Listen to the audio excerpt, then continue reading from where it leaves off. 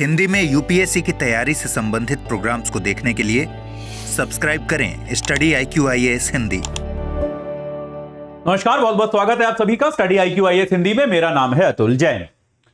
रतन टाटा का जैसा कि आप सभी लोग जानते हैं, अब तक आपको पता चल गया होगा कि उनका कल रात को देहांत हो गया। भारतीय उद्योग जगत के एक बहुत बड़े चेहरे माने जाते हैं रतन टाटा, और यहां तक भी कहा जा सकता है कि भारतीय उद्योग जगत का एक जो मानवीय पक्ष जो होता है, एक उदार पक्ष जो अगर आप रखना चाहें तो एक व्यक्ति जो आपके सामने आएगा, जिसका चेहरा आपकी आंखों के सामने आएगा, वो व्यक्ति निश्चित तौर पर रतन टाटा होंगे।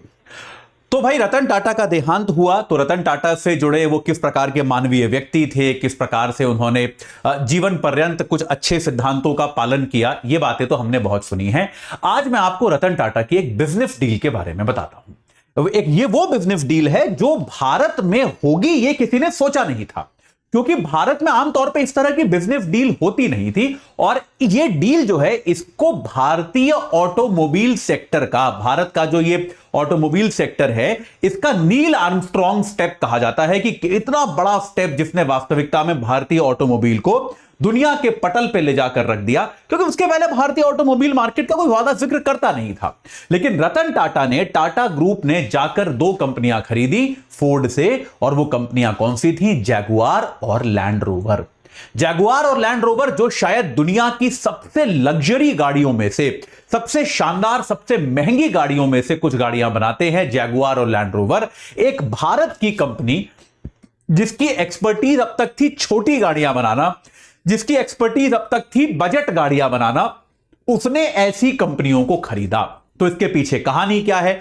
क्या इसमें कोई फिल्मी बदले जैसी बात भी है कि भाई एक बार कभी ऐसा हुआ था, जैसे पिक्चरें बनती है ना कि जैसे दीवार आपने देखी होगी कि वो बिल्डिंग मैं खरीदूंगा जहां मेरी मां ने ईंटें लगाई थी, क्या ऐसी कुछ कहानी है? कुछ कुछ ऐसी भी है, लेकिन साथ में इसमें परफेक्ट बिजनेस लॉजिक भी है। तो इसके बारे में आज आपको मैं लैंड रोवर और जैगुआर डील के बारे में बताता हूं। चलिए ये चर्चा शुरू करते हैं। इंटरेस्टिंग है, सुनिए, समझिए। रतन टाटा से के जीवन से जुड़ी बातें जो हैं इस बार यूपीएससी में महत्वपूर्ण है। तो 2025, 26, 27 तीनों वर्षों का P2I बैच जो है वो हम शुरू कर चुके हैं। 2025 और 26 का कल शुरू होगा शाम 6 बजे से, याद रखिएगा। और 27 का बैच 8 तारीख से शुरू हो चुका है। 25 वाला बैच इस बार फास्ट ट्रैक होने वाला है क्योंकि टाइम बहुत कम बचा है। तो भाई आप जो है AJ लाइव कोड लगाकर इन बैचेस से जुड़ सकते हैं और अपनी तैयारी को सही आकार दे सकते हैं। देर मत कीजिए, जो आपको बैच सही लगे, जो आपको आपके तैयारी के वर्ष के हिसाब से अनुकूल लगे, उस बैच से तुरंत जुड़ जाइए। चलिए अब सबसे पहले बात करते हैं इस पूरी प्रक्रिया की। तो यार 2008 में दुनिया का जो पूरा ऑटोमोबाइल मार्केट है, जो गाड़ियों का पूरा बाजार है, उसमें हलचल मच गई थी, क्योंकि भारत के टाटा समूह ने क्या किया था। टाटा समूह जो कि भारत का, हम सभी जानते हैं, बहुत जाना माना औद्योगिक घराना है।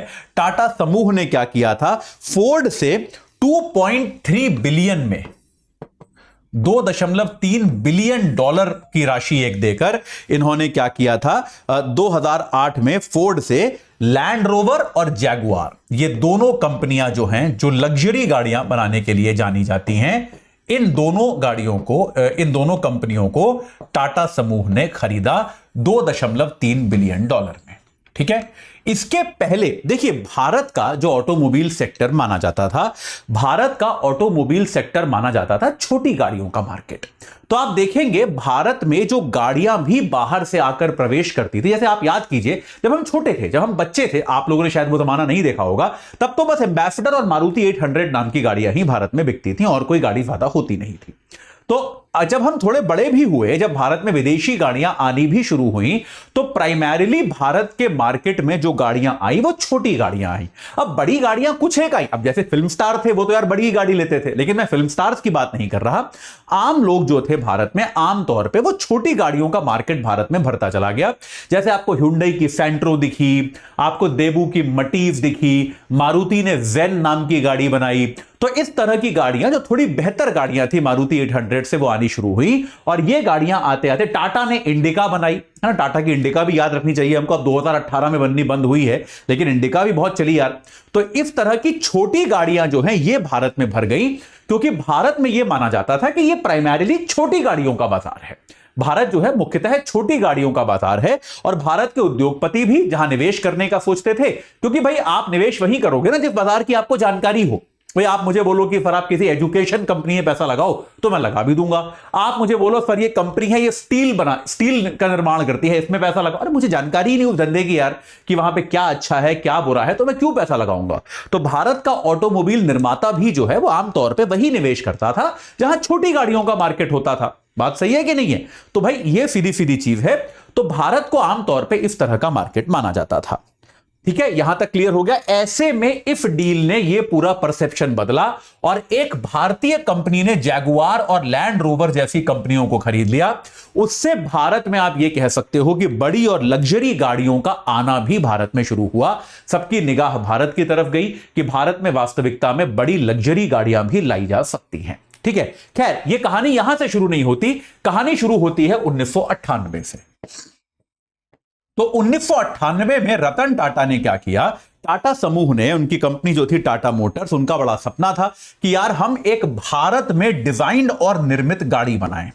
छोटी गाड़ी, एक भारत में डिजाइन, एक ऐसी गाड़ी जो भारत में डिजाइन हो, भारत में ही उसका हर पुर्जा बनाया जाए, एक ऐसी गाड़ी बनाएं। और ऐसी गाड़ी इन्होंने बनाई टाटा इंडिका। 1998 में टाटा इंडिका नाम की एक ऐसी गाड़ी बनाई। डीजल से चलने वाली हैचबैक गाड़ी थी ये, और इसको इन्होंने 1998 में लॉन्च किया। लेकिन दुर्भाग्यवश ये गाड़ी जो है वो नहीं चली। ये गाड़ी जो है ये बिल्कुल नहीं बिकी। 1998 में इसका बिजनेस जो है बहुत खराब गया। टाटा समूह को इस गाड़ी के निर्माण में भारी नुकसान उठाना पड़ा और टाटा समूह को लगा कि यार अब एक अच्छा बिजनेसमैन वो भी होता है जो जिस धंधे में फायदा ना हो उसको टाइम से बंद करके उससे छुटकारा पा ले। भाई टाटा समूह को यह लगा कि इस धंधे से छुटकारा पाना बेहतर होगा। तो टाटा समूह ने यह सोचा कि भाई इसकी जो फैक्ट्री हमने लगाई है, यह फैक्ट्री हम फोर्ड कंपनी को बेच देंगे। एक अमेरिका की कंपनी है फोर्ड, आप सभी जानते होंगे। तो रतन टाटा अमेरिका गए और वो अमेरिका जाकर फोर्ड कंपनी के जो मालिक हैं बिल फोर्ड से मिले। उनका लक्ष्य बैठक का यह था कि हम बिल फोर्ड से मिलेंगे और कहेंगे कि सर हमारी गाड़ी तो बिक नहीं रही है, आप एक काम करो, आप जो है ये हमारी फैक्ट्री खरीद लो और यहां पे आपको जो अपना बनाना है बनाओ। भाई फैक्ट्री में गाड़ी बनाने का पूरा सेटअप था, आप अपनी गाड़ियां बनाइए ताकि आप इसका यूज हो जाए और हमारे जो लॉसेज हैं वो लॉसेज कम हो जाएं। ये रतन टाटा का उद्देश्य था।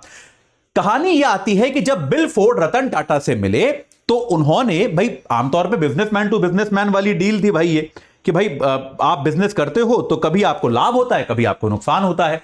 लेकिन बिल फोर्ड जो है उनका रवैया थोड़ा सा अपमानजनक था। ये कुछ किताबों में लिखा गया है। अब भाई ये तो मुझे पता नहीं, कई बार ऐसी चीजें कहानियां भी होती हैं, लेकिन किताबों में ऐसा लिखा गया है कि बिल फोर्ड का रवैया जो था रतन टाटा की तरफ थोड़ा सा अपमानजनक था।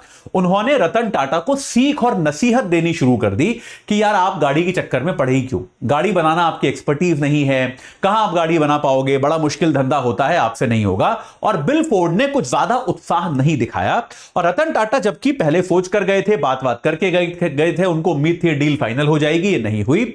और उसके बाद एक अपमान के साथ रतन टाटा वापस भारत आए और उन्होंने, भाई एक अच्छा आदमी वही होता है, समझदार बिजनेसमैन वही होता है जो उस तरह की चीजों से सीख ले और उसको बिजनेस में लगाना शुरू करे।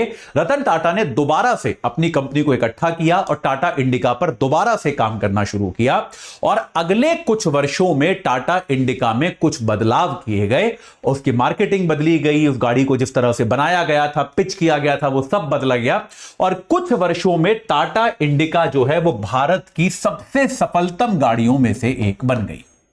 टाटा इंडिका जो है भाई अब शायद आपको सड़कों पर नहीं दिखती होगी।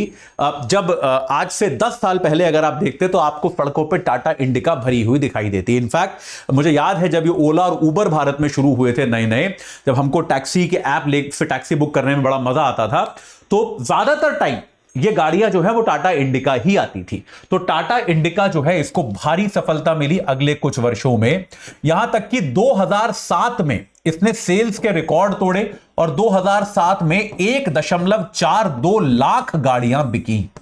मतलब 1.5 लाख के आसपास गाड़ी केवल एक साल में बिकी। 1.5 लाख गाड़ी का मतलब समझ रहे हो आप? 1.5 लाख गाड़ी का मतलब हो गया साल में कितने 350 दिन होते हैं, 365 दिन पकड़ लो, तो 1,40,000 गाड़ी का मतलब कितना हो गया, करीब 4 मतलब 1400, 400 गाड़ियां, 400 टाटा इंडिका आप रोज बेच रहे हो। तो इतनी गाड़ियां जो हैं ये आपकी हर रोज बिकनी शुरू हो गई।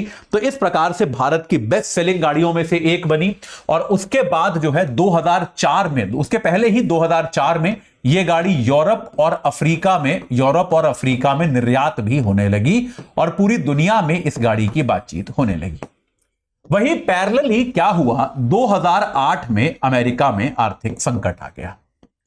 यह तो आपको याद ही होगा, यह तो आपको पता ही है।